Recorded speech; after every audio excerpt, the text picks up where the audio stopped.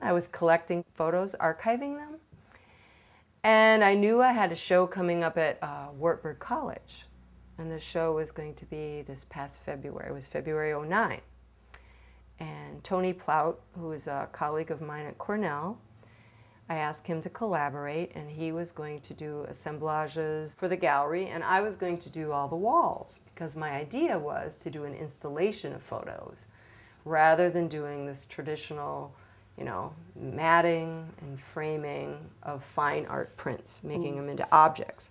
Instead, I was going to use the walls as the canvas and just pin the pictures right through the, right through them onto the wall, and to do it in a way that was pretty spontaneous. And that's what I'm working on now. I went to Muscatine a few weeks ago. I went to Burlington last week. I went to West Liberty.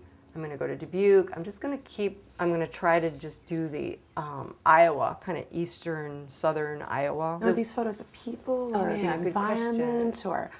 Both. Both. Okay. Both. Some of the photographs are going to be set up portraits that I take of people, and I've already done quite a few of those, but not enough at all.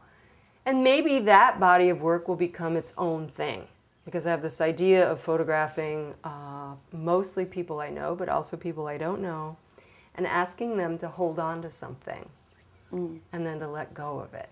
So it could be two different things. I don't know, I have this idea. When you say hold on to something and let go of it, what do you mean by that? Well, it could be literally, you could hold on to something, or it could be figuratively. Or it could be a metaphor. I mean, you could hold on to feathers and clasp them and then just let them go. Or it could be holding on to a photograph, your favorite photo. It could be holding on to a child, your own child. It could be holding on to a pet. It could be holding on to another person. I don't know. Right now, or what the show was in February, was kind of a collection. Some of them were pictures of cornfields, some of the photos, and they were relatively large. And then I would have a birthday party picture with cake and candles.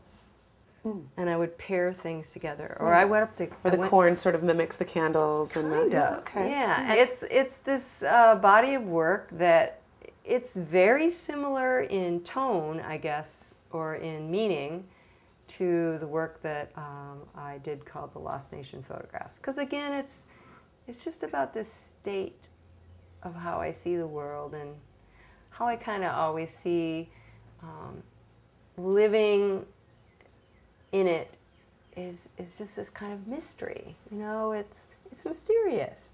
People are mysterious, relationships are mysterious, the things that occur every day. I mean, if you really focus on these little events or these little things that happen in front of your eyes, it's like a photograph captures that in a way that nothing else can, because it literally stops it in time.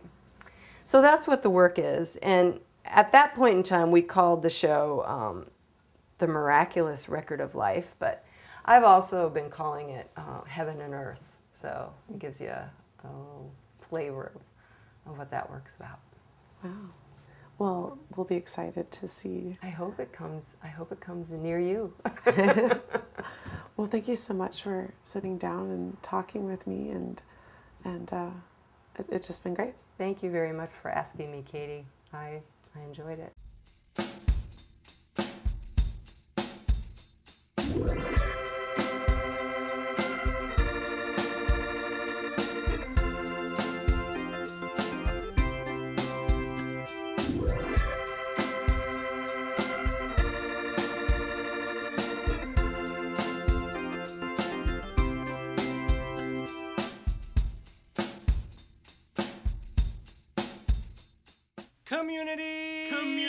Community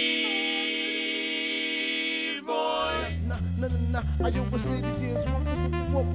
Are you a city is? Are you a city is? Are you a city is?